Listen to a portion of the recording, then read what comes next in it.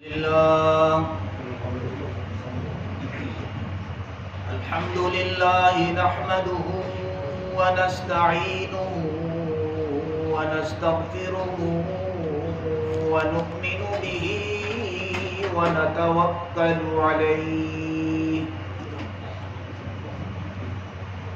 ونعوذ بالله من شرور أنفسنا ومن سيئات أعمالنا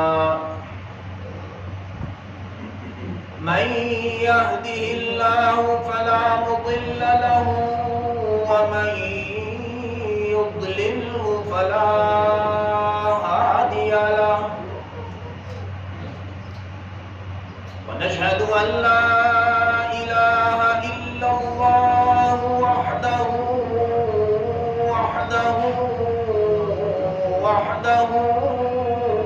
لا شريك له ونشهد أن سيدنا وسندنا ومولانا محمدا عبده ورسوله أما بعد فقد قال الله تبارك وتعالى في القرآن المجيد والفرقان الحميد أعوذ بالله من الشيطان الرجيم بسم الله الرحمن الرحيم إنما أموالكم وأولادكم فتنة صدق الله مولانا العظيم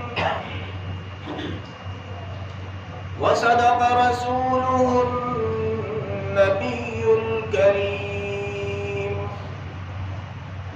ونحن على ذلك لمن الشاهدين والشاكرين والحمد لله رب العالمين.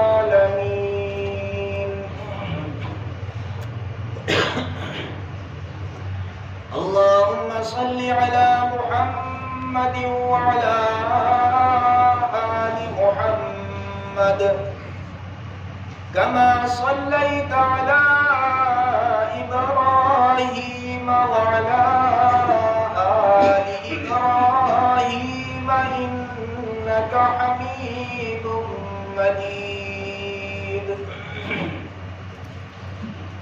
معزز سامعین کرام، گزشتہ جمعہ میں والدین کے حقوق اور اس کے بعد اولاد کے حقوق جو والدین پر فرض ہے ان کا تذکرہ ہوا.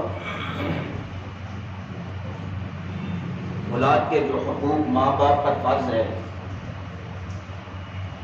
ان میں سے پہلا اولاد کا جو حق ہے وہ یہ تھا کہ ماں باپ اپنی اولاد کا اچھا نام تجویز کریں،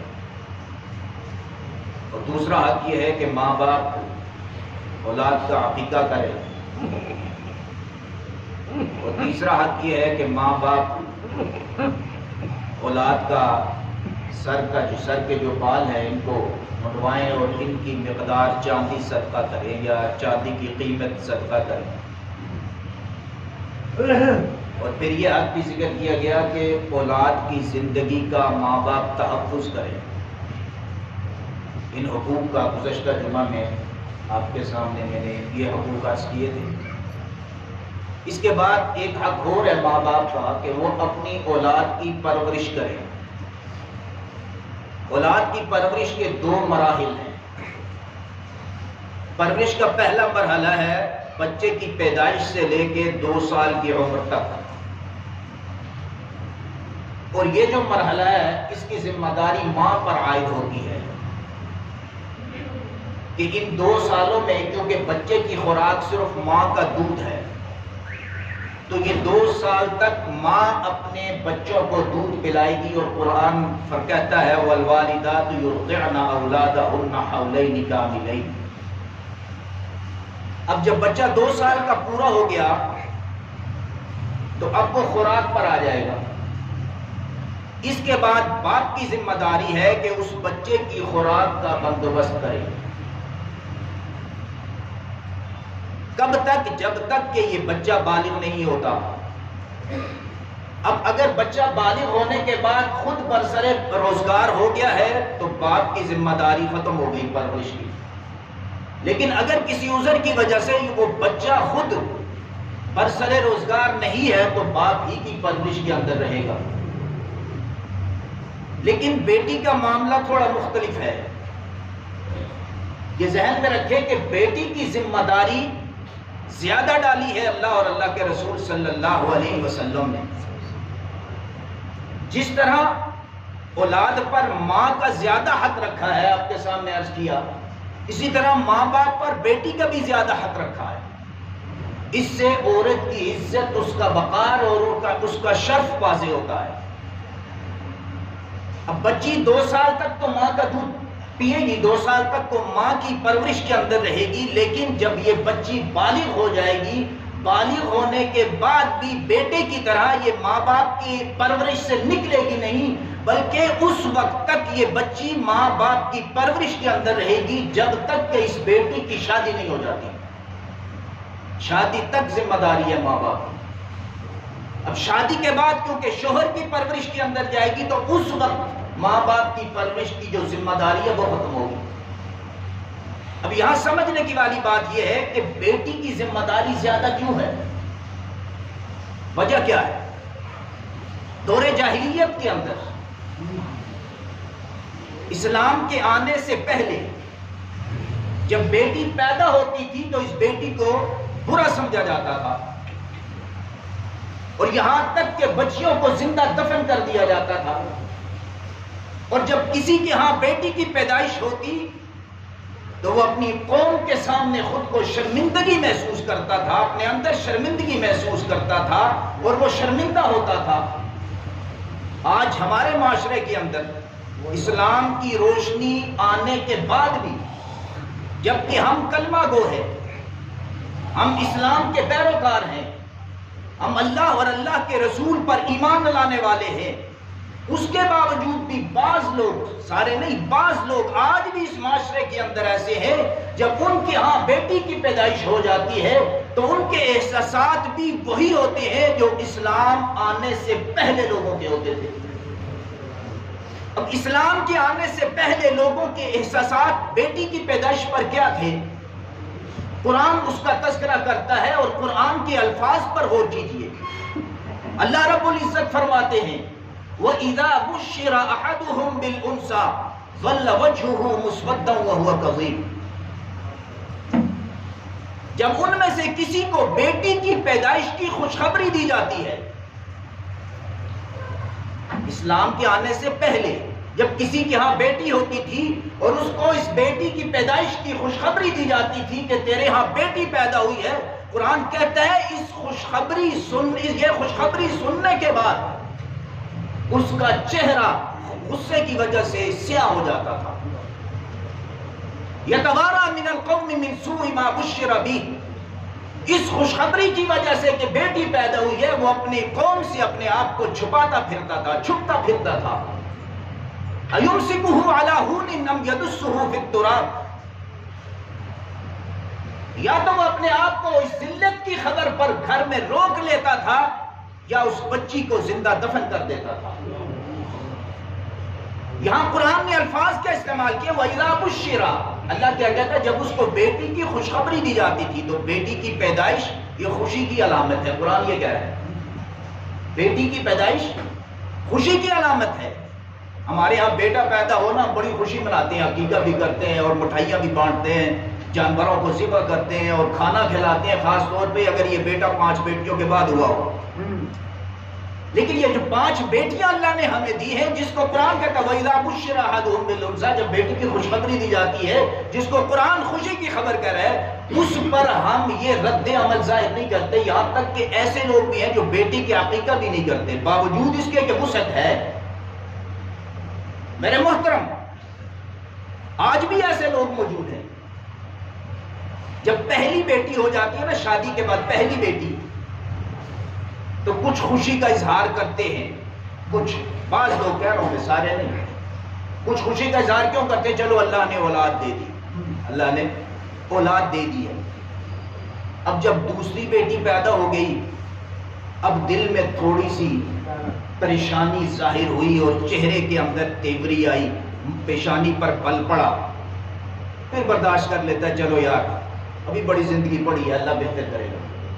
اب جب تیسری بیٹی پیدا ہو گئی تو اس معاشرے کے بعض لوگ ایسے ہیں، ان کے احساسات کوئی دور جاہلیت والے پیدا ہو جاتے ہیں۔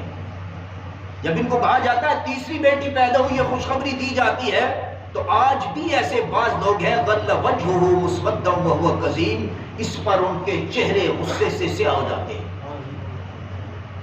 وہو کظیم۔ اور اس معاشرے کی یہ تصویر ہے، آپ دیکھتے ہیں، پڑھتے ہیں، سنتے ہیں، میڈیا ایکٹیو ہے کہ کسی کی 3-4 بیٹیاں ہوں تو بعض اوقات وہ شوہر اپنی بیوی کو گھر سے نکال دیتا ہے۔ بیوی اور خامد کے بس میں، ماں باپ کے بس میں یہ بات نہیں ہے کہ وہ بیٹی ہو یا بیٹا ہو یا اولاد ہو، وہ تو رب کی مرضی ہے، یہب لمن یشاء اناثا ویہب لمن یشاء الذکور۔ وہ اللہ فرماتا ہے میں جس کو چاہتا ہوں بیٹے دیتا ہوں، جس کو چاہتا ہوں بیٹیاں دیتا ہوں، اور وہ اس پر قادر ہے، جس کو چاہے بیٹیاں بھی دے دے بیٹے بھی دے دے، اس پر بھی قادر ہے چاہے اولاد ہی نہ دے، یہ تو رب کے کام ہے۔ میرے محترم، جب تیسری یا چوتھی بیٹی ہوتی ہے نا، پھر آج بھی بعض لوگ ایسے موجود ہیں کہ اپنے اندر شرمندگی محسوس کرتے ہیں کہ لوگ آئیں گے، رشتہ دار آئیں گے، پوچھیں گے کیا ہوا، میں کیسے کہوں کہ بیٹی ہوئی تیسری یا چوتھی۔ قرآن نے یہی تو کہا یتوارا من القوم من سوء ما بشر بہ، یہ بیٹی کی خوشخبری پر اس وقت بھی دور جاہلیت کے اندر بھی لوگ میرے محترم اپنے آپ کو قوم سے چھپاتے تھے کہ قوم کو کیا کہیں گے، شرمندگی محسوس کرتے تھے۔ اور بیٹی پیدا ہو سینہ تان کر کہیں کہ اللہ نے میرے گھر میں جنت کا راستہ بھیج دیا ہے، رب نے میرے لیے جنت کے دروازے کھول دیے ہیں، اللہ نے اپنی رحمت میرے گھر کے اندر بھیج دی ہے، اس پر خوشی منائے، مٹھائی تقسیم کرے، بیٹیوں کا عقیقہ کرے، بیٹیوں کی تربیت کرے، بیٹیوں کی پرورش کرے، بیٹیوں کو تعلیم دے، ان کے ناز اٹھائیں، ان کے نخرے اٹھائیں، اور بہترین جگہ ان کی شادیاں کروائیں۔ اور جن کی بیٹیوں کو گھر میں لے کے آتے ہیں نا ہم، ان کو بھی اپنی بیٹیاں ہی سمجھے جو ہماری بہویں ہوتی ہیں۔ ہم اپنی بیٹی کو تو بیٹی سمجھتے ہیں، لیکن جس کو گھر میں لے کے آتے ہیں نا اس کو بیٹی نہیں سمجھتے، وہ بھی بیٹی ہے۔ جب یہ ہمارا کردار ہوگا نا گھر کے اندر، یہی بیٹیاں، یہ بہویں ہماری آنکھوں کی روشنی بن جائیں گی۔ میرے محترم میں عرض کر رہا ہوں، اب اس احساس کو جو تیسری یا چوتھی یا دوسری بیٹی پر ایک مسلمان کے دل میں پیدا ہوتا ہے، اس کو رسول اللہ صلی اللہ علیہ وسلم نے ختم کیا۔ اللہ کے نبی نے بتایا کہ بیٹی تمہارے لیے کیسی باعث عزت ہے، باعث عظمت ہے، اور یہ کیسے تمہارے لیے جنت کا راستہ ہے۔ اللہ کے نبی صلی اللہ علیہ وسلم نے فرمایا کہ جس نے 2 بیٹیوں کو یا 3 بیٹیوں کو، اور یہ بھی فرمایا اس کے ساتھ یا 2 بہنوں کو یا 3 بہنوں کو، بھائی بھی سن لیں، ماں باپ بھی سن لیں، کسی کا باپ یا فوت ہو گیا نہیں ہے، اس کا بھائی موجود ہے بہنوں کا، تو یہ ذمہ داری بھائی پر عائد ہوتی ہے۔ 2 بیٹیوں کو یا 3 بیٹیوں کو، 2 بہنوں کو یا 3 بہنوں کو، ان کی پرورش کی، ان کے ساتھ اچھا سلوک کیا۔ اللہ کے نبی صلی اللہ علیہ وسلم نے ارشاد فرمایا کہ اللہ اس کو جنت میں داخل کرے گا۔ یہ تو جنت کا، میں نے کیا کہا کہ جنت کا راستہ ہے بیٹی، جنت کی ضمانت ہے، بہن ہو بیٹی ہو، یہ جنت کی ضمانت ہے۔ اور یہاں غور کیجئے گا کہ اللہ کے نبی ایک بیٹی پر بھی اجر ہے، ایک بہن پر بھی اجر ہے، لیکن اللہ کے نبی صلی اللہ علیہ وسلم نے کہاں سے شروع کیا؟ 2 سے۔ تو میں نے عرض کیا کہ پہلی بیٹی پہ عام طور پر زیادہ پریشانی لاحق نہیں ہوتی، جب دوسری ہوتی ہے تو اس وقت دل میں ذرا پریشانی ہوتی ہے، اور تیسری ہو جائے تو بعض لوگ ایسے ہیں آج بھی غل وجہہ مسودا، کہ ان کے چہرے سیاہ ہو جاتے ہیں غصے اور غم کی وجہ سے۔ تو اس لیے اللہ کے نبی نے فرمایا جہاں سے پریشانی شروع ہوئی، 2 ہو 3 ہو، آگے 4 ہو 5 ہو 6، یہ 2 اس کا شروع ہے۔ جس کی ہاں 2 بیٹیاں ہو یا 2 بہنیں ہو، ان کی پرورش کرے، ان کے ساتھ حسن سلوک کرے، کیا فرمایا؟ اللہ اس کو جنت میں داخل کرے گا۔ اور آگے رسول اللہ صلی اللہ علیہ وسلم نے فرمایا جب کوئی باپ یا ماں اور باپ اپنی بیٹی کی جو پرورش کرتے ہیں، ان پر جو مال خرچ کرتے ہیں، ان کی جو ضروریات پوری کرتے ہیں، کل یہ پرورش اس ماں باپ کے اور جہنم کے درمیان رکاوٹ بن جائے گی. وہ جہنم کے اندر اللہ ان کو داخل نہیں کرے گا. اور پھر اللہ کے نبی صلی اللہ علیہ وسلم نے یہ بھی ارشاد فرمایا ہے کہ جب کوئی شخص اپنی بیٹیوں کی 2 بیٹیوں کی اچھی تربیت کرتا ہے اور ان کی اچھے سے اچھا ان کے ساتھ سلوک کرتا ہے، فرمایا تو میں اور وہ جنت میں اس طرح اکٹھے ہوں گے جس طرح یہ 2 انگلیاں اکٹھی ہیں. اب ان احادیث کی روشنی میں غور کریں، بیٹی کے مقام کو سمجھے، بہن کے مقام کو سمجھے. جس بیٹی کی پیدائش پر ہم خوشی نہیں مناتے، پریشان ہوتے ہیں، یہ بیٹی ہمارے لیے جنت کی ضمانت ہے. نماز جنت کی کنجی ہے اور بیٹی جنت کی ضمانت ہے. ہم نماز پڑھتے ہیں جنت میں جانے کے لیے، اللہ کی رضا حاصل ہو، بہت اچھی بات ہے، پڑھنی چاہیے. لیکن ہم نماز کا حق ادا نہیں کر سکتے، ہم عبادت کا حق ادا نہیں کر سکتے. اللہ ہماری نماز قبول فرماتے ہیں یا نہیں یہ مجھے اور آپ کو پتہ ہے نہیں. اللہ قبول فرماتے ہیں یا نہیں ہمیں تو پتہ نہیں، لیکن اس کا مطلب یہ نماز نہ پڑھو. لیکن بیٹی ایک ایسی چیز ہے جس پر اللہ کے نبی صلی اللہ علیہ وسلم نے فرمایا اس کے ساتھ اچھا سلوک کرو گے جنت میں اللہ بھیج دے گا. بیٹی جنت کی ضمانت ہے. اور یاد رکھے بیٹی کو کیا کہتے ہیں؟ رحمت. اور بیٹے کو کیا کہتے ہیں؟ نعمت. اب رحمت اور نعمت میں فرق کیا ہے؟ یہاں بھی جب میں نے غور کیا تو بیٹی کا مقام مجھے زیادہ لگا. رحمت اور نعمت میں فرق کیا ہے؟ جہاں رحمت ہوگی وہاں برکت ہوگی، جہاں رحمت ہوگی وہاں برکت ہر حال میں ہوگی. جہاں نعمت ہوگی ضروری نہیں وہاں برکت موجود ہوگی.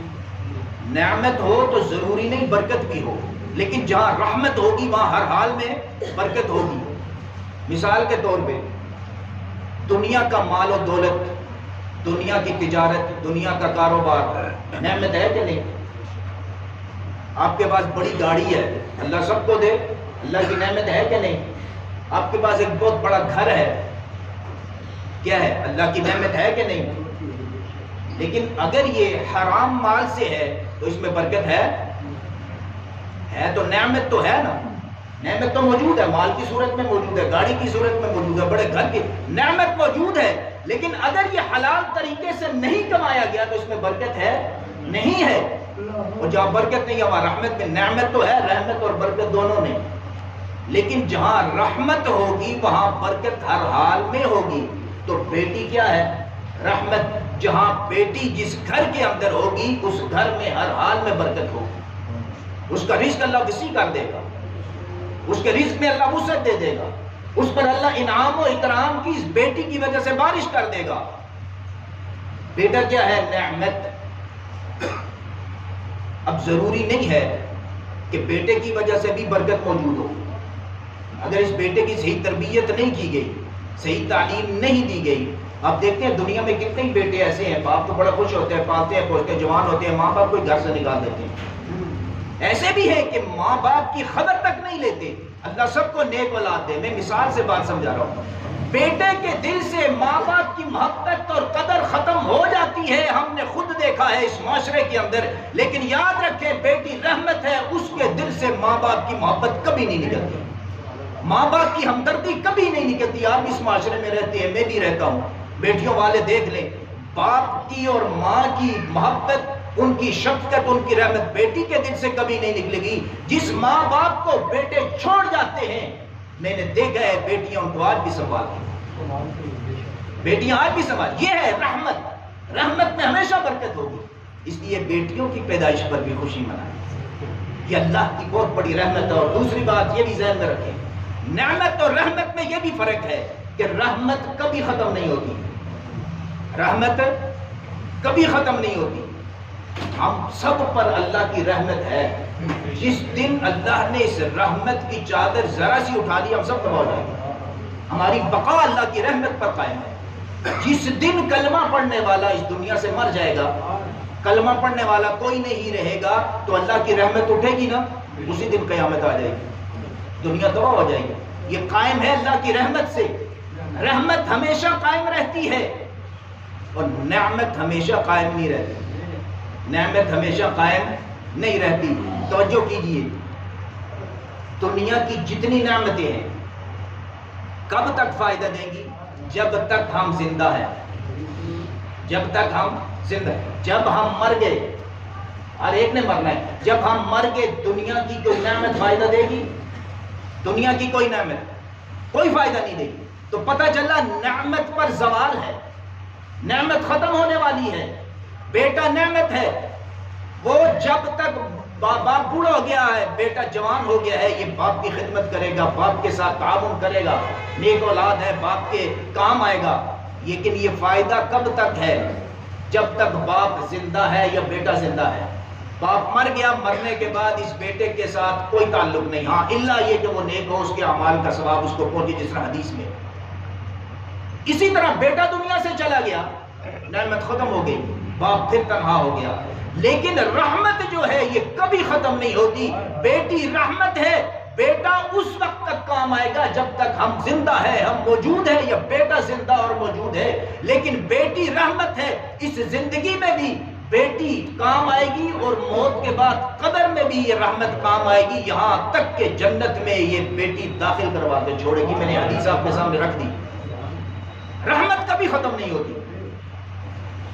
تو اس لیے بیٹیوں کے مقام کو بھی سمجھیں. اسلام نے بیٹیوں کو بڑا مقام دیا ہے، بڑی عزت دی ہے، بڑی عظمت دی ہے.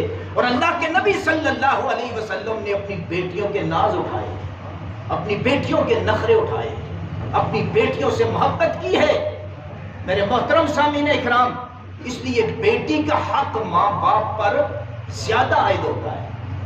ان کو بالکل کم تک بیٹیوں کو نہ سمجھیں، اپنے اوپر ببال نہ سمجھیں. یہ تو خوش ہو، اللہ نے جنت کا راستہ ہمارے گھر میں بھیج دیا ہے، ان کے ذریعے سے اللہ ہمیں جنت میں داخل کرے گا. خوش قسمت ہے وہ ماں باپ جن کو اللہ بیٹیوں کی نعمت سے، بیٹیوں کی رحمت سے بھی نوازتا ہے. تو میرے محترم سامعین، اس کے بعد جو ماں باپ کا، اولاد کا حق ماں باپ پر فرض ہے، وہ ہے اولاد کی تربیت کرنا، اولاد کی اخلاقی تربیت کرنا ماں باپ پر فرض ہے، جس میں ہم بڑی کوتاہی کرتے ہیں، بہت کوتاہی کرتے ہیں. ہم اپنی اولادوں کی تربیت نہیں کر رہے کیونکہ ہمیں طریقہ ہی نہیں پتا. اب تربیت، اخلاق کی تربیت کیا ہے؟ اخلاق کیا چیز ہے؟ پہلے اس کو سمجھیں. انسان کی جو پختہ عادتیں ہوتی ہیں نا، پکی عادتیں جو کبھی اس سے جدا نہیں ہوتی، اس کو اخلاق کہتے ہیں. اب دیکھتے ہیں مثال کے طور پہ کوئی انسان دھوکہ دیتا ہے، کسی کو دھوکہ دیتا ہے، پھر آتا ہے کہتا ہے نہیں اب میں نہیں کروں گا، پھر دیتا ہے. ہم کیا کہتے ہیں؟ یار اس کی فطرت ہی ایسی ہے. یہ فطرت کیا ہے؟ یہ اس کے وہ پختہ عادت ہے، وہ اخلاق ہے جو اس کے پکا ہو چکا ہے. ہمارا مقصد ہوتا ہے یہ اس سے جدا نہیں ہو سکتا. یہ جو پختہ عادت ہے اس کو کیا کہتے ہیں؟ اخلاق. اب یہ عادت بچپن میں بنتی ہے، یہ ذہن میں رکھیں. جو عادت بچے کی اس کے بچپن کے اندر پختہ ہو گئی، وہ ساری زندگی ختم نہیں ہو سکتی. اس بچے کی عادتوں کو، اچھی عادتوں کو پختہ کرنا اس کے بچپن میں، یہ ماں باپ پر فرض ہے. اب اولاد کی پہلی جو تربیت گاہ ہے بچے کی، وہ کیا ہے؟ ماں کی گود. وہ کیا ہے؟ ماں کی گود. تو پتہ چلا کہ تربیت ماں کی گود سے شروع ہو جائے گی. اب ذہن میں سوال آئے گا کہ ماں کی گود میں جب بچہ ہوتا ہے 6 مہینے کا، سال کا، 2 سال کا، 2.5 سال کا، 3 سال کا، یہ چھوٹا جو بچہ ہے، اس بچے کو تو صلاحیت ہی اس کے اندر نہیں، سمجھ ہی نہیں، شعور ہی نہیں. اس بچے کو آپ کوئی بات سمجھائیں گے تو اس کو تو سمجھ نہیں آئے گی، نہ یہ بول سکتا ہے، نہ وہ جو چیز سنتا ہے اس کے مفہوم کو سمجھتا ہے. تو اتنے چھوٹے بچے کی تربیت کیسی ہوگی؟ اب ذہن میں رکھیں، یہ بچہ بے شک سن کر اس بات کو سمجھ نہیں سکتا، اس کے اندر بھی شعور نہیں بیدار ہوا، لیکن یہ دیکھ تو رہا ہے کہ دیکھ بھی نہیں رہا، یہ دیکھ رہا ہے. اب یہ بچہ جو چیز دیکھ رہا ہے، اس کے دیکھنے سے وہ چیز اس کے دل و دماغ میں منتقل ہو رہی ہے. ذہن میں رکھیں، یہ نہ سمجھے یہ چھوٹا بچہ اس کو کیا پتا، بے شک اس کو پتہ نہیں، لیکن جو کچھ وہ دیکھ رہا ہے وہ اس کے دل میں، اس کے دماغ میں منتقل ہو رہا ہے، اس کی عادت کا حصہ بن رہا ہے. اب اس کی تربیت کیسے ہوگی؟ کہ ماں باپ اپنی اور چھوٹی اولاد کے سامنے اپنے اخلاق کو پاکیزہ کر لیں، اپنی زبان کو پاکیزہ کر لیں، اپنے کردار کو پاکیزہ کر لیں، اللہ کی طرف ان کا رجوع ہو، قرآن کی تلاوت ہو، اور بچہ یہ سارے مناظر جب دیکھ رہا ہوگا اس کے دل و دماغ میں اپنے ماں باپ کی ایک ایک حرکت اتر رہی ہے۔ جس گھر کے ماں باپ کی زبان پاکیزہ ہوگی اور اپنی اولاد کے سامنے ہمیشہ انہوں نے وہ پاکیزہ زبان استعمال کی ہوگی، ان کی اولاد کی زبان ہمیشہ پاکیزہ ہوگی۔ یہ ممکن نہیں ہے کہ ان کی اولاد کی زبان گندی ہو۔ جس ماں باپ کا کردار پاکیزہ ہوگا اور بچے اپنے ماں باپ کے اس کردار کو دیکھتے رہے ہوں گے، ان کا کردار ہمیشہ پاکیزہ ہوگا۔ جو ماں باپ عبادت گزار ہوں گے اور بچے اپنی ماں باپ کو عبادت کرتے ہوئے دیکھ رہے ہیں، ان کا ہمیشہ یہ بچے عبادت گزار ہوں گے۔ اور میرے محترم سامعین اکرام، یہ چیزیں جب ماں باپ اپنے اندر پیدا کریں گے، اسی وجہ ماں کی گود پہلی تربیت گاہ ہے کہ اپنے بچوں کے سامنے اپنے اخلاق کو، اپنے کردار کو، اپنے اعمال کو درست کر لو، تمہارے بچے بڑے ہو کر یہ عادتیں ان کی پختہ ہو جائیں گی۔ اب غور کیجئے، خامد اور بیوی کے درمیان اگر جھگڑا ہو نا، لڑائی ہو، اور عام طور پہ اس دور میں تو بہت زیادہ ہے، اللہ رب العزت سب کی حفاظت فرمائے، اور ان کے چھوٹے بچے ہوں تو بڑے بزرگ جب صلح کرواتے ہیں وہ کیا کہتے ہیں؟ یار اپنے بچوں کو تو خیال کر لو، بچوں کے سامنے یہ کیا کر رہے ہو آپ، اس کا کیا مقصد ہے؟ یہی مقصد ہے نا، تمہارے اس عمل سے بچوں کی تربیت ہو رہی ہے، جو تم کر رہے ہو یہ تمہارے بچے بھی آگے یہی کریں گے۔ ہمارے معاشرے کے اندر بگاڑ کی وجہ کیا ہے؟ کہ ماں باپ نے اپنی ذمہ داریاں پوری نہیں کی۔ اب غور کیجئے، اپنے اپنے خاندانوں میں، اہل علاقہ میں ہر جگہ ایسے لوگ موجود ہوتے ہیں، لیکن اللہ حفاظت فرمائے، جس گھر کے اندر گالم گلوچ کا ماحول ہوگا، گالم گلوچ کا ماحول جس گھر کے اندر ہوگا، ان کے چھوٹے چھوٹے بچے بھی گالم گلوچ کرتے ہوئے نظر آئیں گے۔ ممکن نہیں کہ وہ گالم گلوچ نہ کریں، یہ ان کی وہ پختہ عادتیں ہیں، وہ اخلاق ہیں جو ہم نے برے اخلاق ہیں۔ اور رسول اللہ صلی اللہ علیہ وسلم نے کیا فرمایا؟ ما نحل والد لولد من ادب حسن، ایک باپ جو اپنی اولاد کو سب سے بہترین تحفہ دیتا ہے اس دنیا میں، سب سے خوبصورت تحفہ، وہ اچھا اخلاق اور اچھا ادب۔ اس سے بڑھ کر ماں باپ اپنی اولاد کو کوئی تحفہ نہیں دیتے۔ تو اپنی اولاد کو یہ تحفہ کب دیں گے؟ جب ہمارے اندر خود ادب ہوگا، ہمارے اندر خود اخلاق ہوگا، پھر ہماری اولاد کے اندر بھی اخلاق آئے گا، ہماری اولاد کے اندر بھی ادب آئے گا۔ اس کے بعد جو اگلا حق ہے اولاد کا، وہ ہے اولاد کو تعلیم دینا۔ یہ بڑی اہم بات ہے جس میں ہم بہت بڑی غلطیاں کر رہے ہیں، بہت بڑی غلطی۔ اپنی اولاد کو تعلیم دینا یہ ماں باپ پر فرض ہے اور اولاد کا حق ہے۔ اب تعلیم دو قسم کی ہے، ایک وہ تعلیم ہے جس سے اچھائی اور برائی کا پتہ چلتا ہے، جس سے حلال اور حرام کا پتہ چلتا ہے، جس سے جائز اور ناجائز کا پتہ چلتا ہے۔ یہ کون سی تعلیم ہے؟ یہ وہ تعلیم ہے جو اللہ نے اپنے پیغمبر پر اتاری۔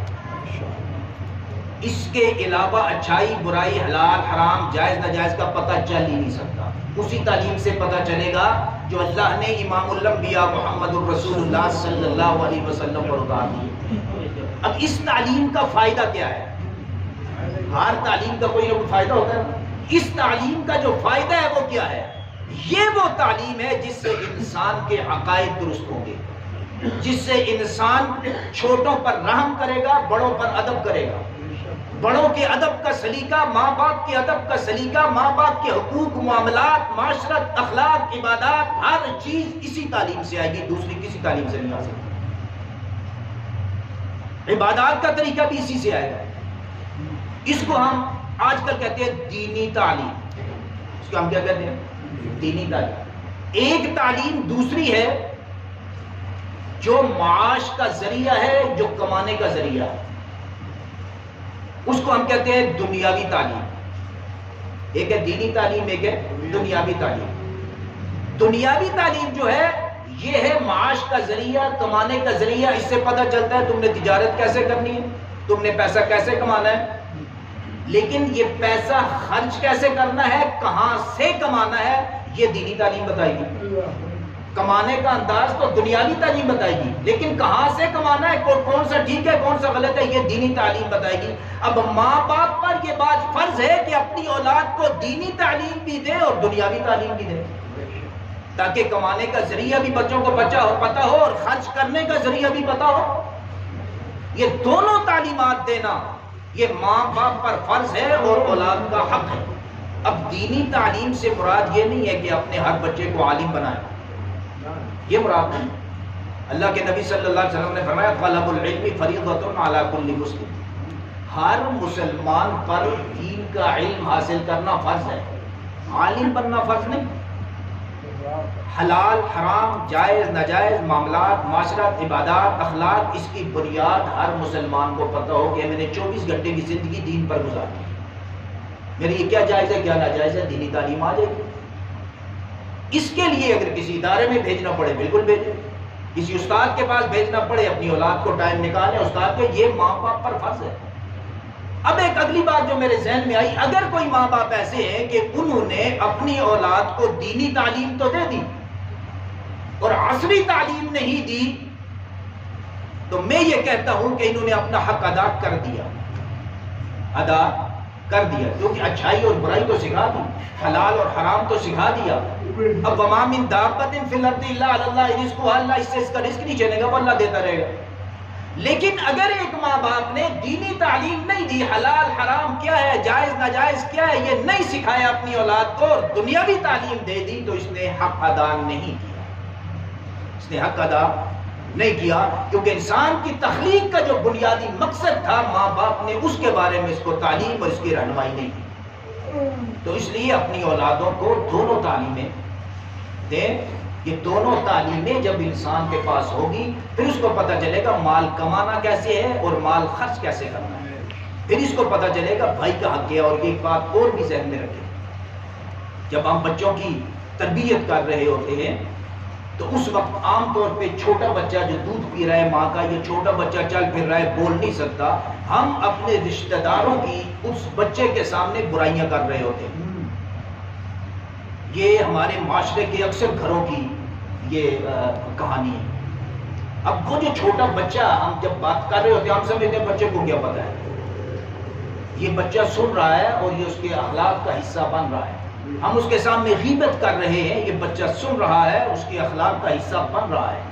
ہم کسی بھائی اپنے بھائی سے لڑ رہے ہیں جھگڑ رہے ہیں، یہ بچہ دیکھ رہا ہے، اس کے اخلاق کا حصہ بن رہا ہے۔ اور جب یہ شعور کی آنکھ کھولے گا اس کے دل کے اندر محبت نہیں ہوگی، اس کے دل کے اندر نفرت ہوگی، اور یہ نفرت منتقل کرنے والے میں اور آپ ہیں۔ اس لیے اپنی اولاد کے سامنے اپنے کسی رشتہ دار سے کسی قسم کے اختلاف کو کبھی تذکرہ نہ کریں، اور ہمیشہ اپنی اولاد کو آپ کا بھائی آپ کا دشمن سمجھتے ہیں، آپ اس کو ہم سمجھتے ہیں نا معاشرے میں جو ایسے رہتے ہیں، ہمارے اندر عفو و درگزر کا مادہ ختم ہو چکا ہے۔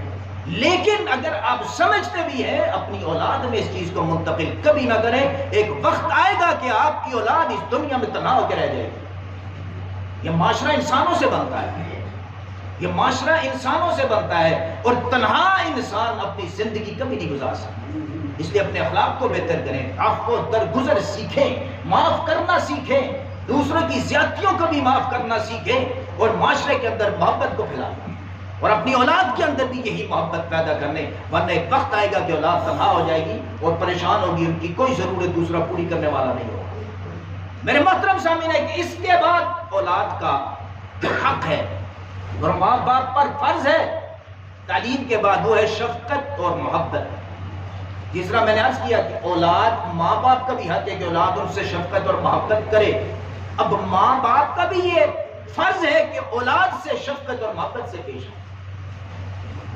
اس کی وجہ کیا ہے؟ ہمارا جو رویہ ہماری اولاد کے ساتھ ہوگا، ہمارا جو رویہ بچپن، کیونکہ پختہ عادتیں کرنی ہے نا ہمارا جو رویہ ہماری اولاد کے ساتھ ہوگا وہی رویہ ہماری اولاد کا ہمارے ساتھ اور معاشرے کے افراد کے ساتھ ہوگا۔ اگر ہم اپنی اولاد سے محبت کرتے ہیں، شفقت کرتے ہیں، تو یہ محبت اور شفقت ہم ان کے دل میں ڈال رہے ہیں۔ اگر ہم اپنی اولاد سے محبت اور شفقت سے پیش نہیں آتے تو یہ غصہ اور نفرت ہم اپنی اولاد کے دلوں میں ڈال رہے ہیں۔ آپ دیکھتے ہیں نا زمین کے اندر جو چیز بوئی جاتی ہے وہی کاٹی جاتی ہے۔ کبھی دیکھا آپ نے گندم زمین کے اندر ڈالے اور مکئی کی فصل نکل آئے؟ کبھی دیکھا ہو کہ آم کی گٹھلی ہم نے زمین میں ڈالی اور سیب کا درخت پیدا ہو گیا ہو؟ کبھی ہوا؟ نہیں ہوا۔ ہم اگر آم کی گٹلی زمین میں ڈالیں گے آم ہی پیدا ہوگا، گندم ڈالیں گے گندم پیدا ہوگی، مکئی ڈالیں گے مکئی کی فصل نکلے گی، چاول ڈالیں گے چاول کی فصل نکلے گی۔ یہ یوں سمجھے کہ بچوں کا یہ خالی دل، یہ خالی کھیت ہے، جو اس میں بو دیں گے وہ کل کاٹیں گے۔ اگر محبت اور شفقت اس کے اندر انڈیل دی ہم نے تو یہی محبت اور شفقت کل ہم میں مل جائے گی۔ اگر ہم نے محبت اور شفقت نہیں انڈیلی تو پھر یاد رکھیں، بیٹوں سے اپنی اولاد سے بھی محبت اور شفقت کی امید مت رکھیں۔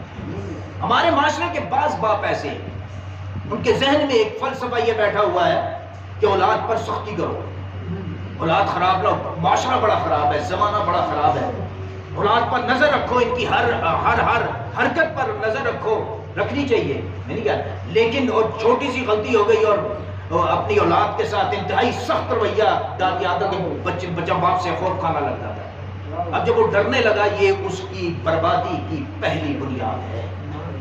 اس نے اپنا کوئی مسئلہ باپ کو نہیں بتایا، کوئی پریشانی، خوف جو پیدا ہو گیا۔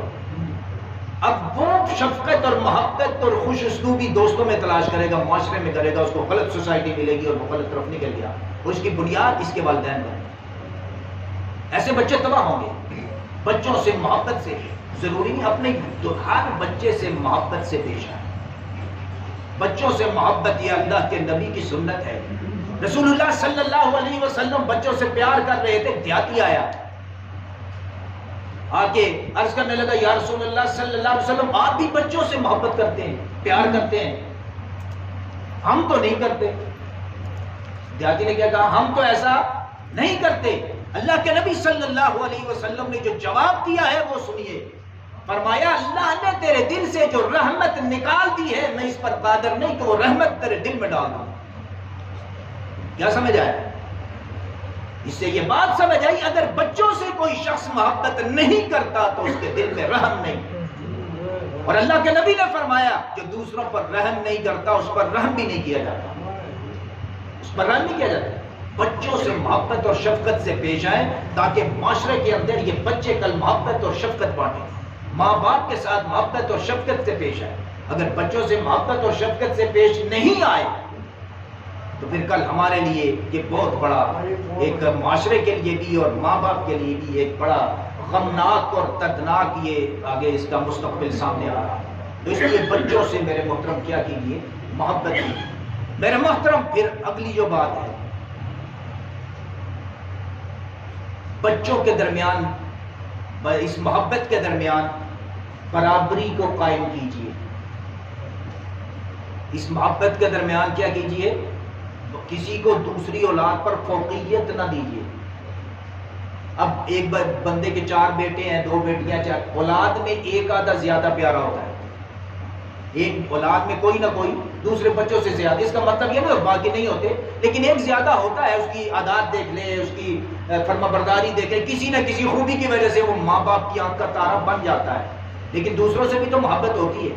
لیکن یہاں کیا ہمیں سکھایا گیا، اللہ کے نبی صلی اللہ علیہ وسلم نے کیا سکھایا ہے کہ یہ تو فطرتی بات ہے، اس پر آپ کنٹرول نہیں کر سکتے، لیکن اس محبت میں دوسروں پر اس بچے کو فوقیت مت دیں، یہ ان کو محسوس نہ کرائیں یہ میرا زیادہ لاڈنا ہے تم کم لاڈ ہو۔ اس سے تمہارے گھر کے اندر، تمہارے معاشرے کے اندر، ان بھائیوں کے اندر ناچاقی پیدا ہوگی، تعصب پیدا ہوگا، کدورت پیدا ہوگی۔ اسلام نے باریک سے باریک چیز سکھائی ہے۔ اور پھر اگر آپ ایک بچے کو یا ایک بیٹی کو کوئی چیز تحفے میں دیتے ہیں تو ایسا نہ کیجئے کہ صرف ایک کو دیں اور باقیوں کو نہ دیں، ایسا نہ کیجئے۔ اگر ایک چیز ایک بیٹے کو دینی ہے، بڑا پیارا اس کو دی، تو دوسروں کو بھی دیجئے، دوسروں کو بھی دیں ساتھ۔ اگر نہیں دیں گے تو وہ احساس کمتری کا شکار ہوگا۔ میرے محترم سامعین اکرام، ایک صحابی رسول اللہ صلی اللہ علیہ وسلم کی خدمت اقدس میں حاضر ہو، بیٹا ساتھ تھا، یا رسول اللہ صلی اللہ علیہ وسلم میں نے اس کو غلام تحفے میں دیا ہے۔